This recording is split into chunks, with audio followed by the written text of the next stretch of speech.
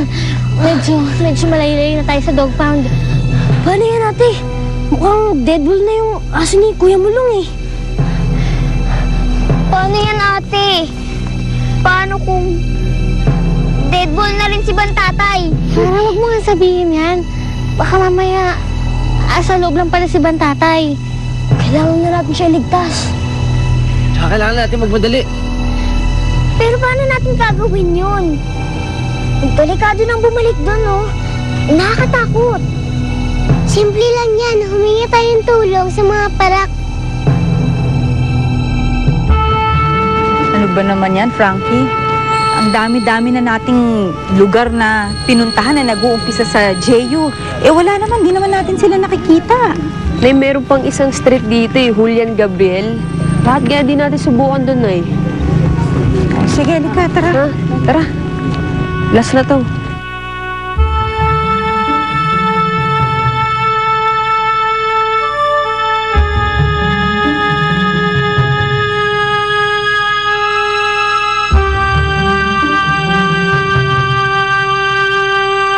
This is all my fault. Kung naniwala lang sana ako agad kay Papa B, kung nagtiwala lang sana ako sa pag-ibig niya para sa akin, hindi sana ako nakulong dito ngayon.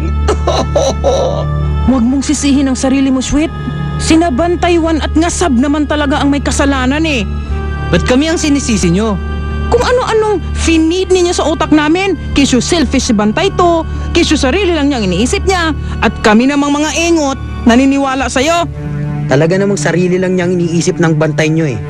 Kung talagang best friend nyo siya, ba't niya kayo iniwan dito? Kung talagang hindi siya maramot, ba't siya lang ang tumakas? Ni hindi tayo tinulungan.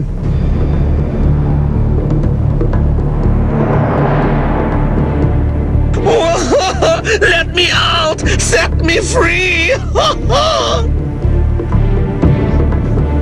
Sweet! Jaya! Bantay?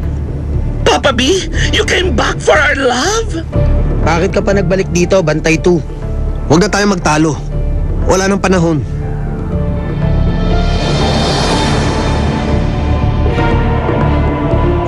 Bilis mga doggies! Bilisan nyo!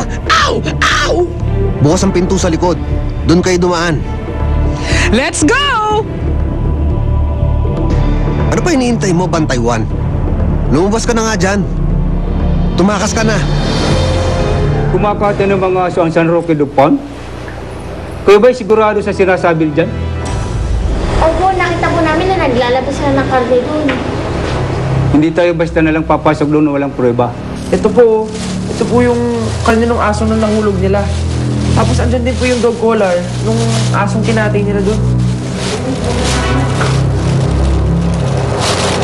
Naku, hindi pa pala to alam ni Ate Joanna. Kailangan niya itong malaman.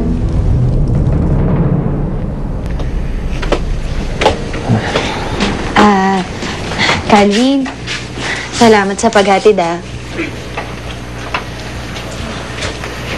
Thank you.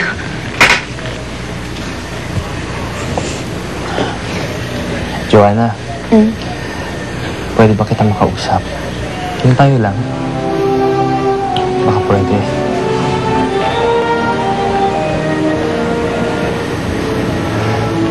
Ming, mag-uusap sana kami ni Joanna.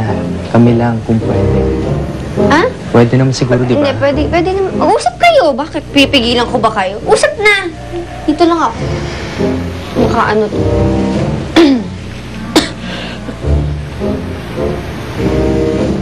Ay!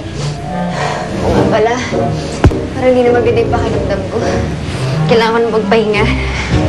Sige, pasok na ako. Pahinga ka na. Sige na. Good night.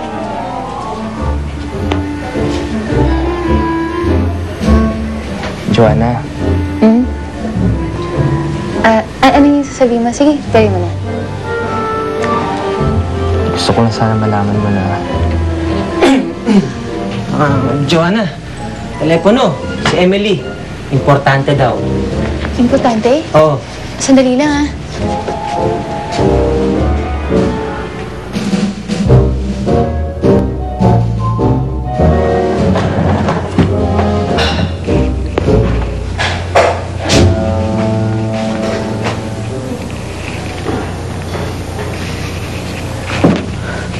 Hello?